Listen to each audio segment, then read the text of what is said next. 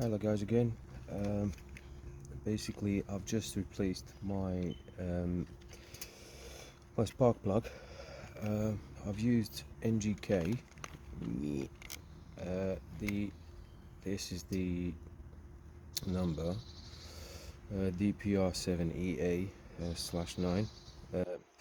Basically you can get it off eBay or even Amazon, and it reaches you within a couple of days, which is brilliant. Yeah, that's where the spark plug is. You just unplug this baby, and you see, all it is, I think it's the socket 17, but it's a long socket, um, and that's it.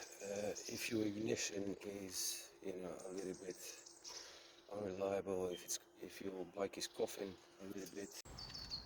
Okay, straight off.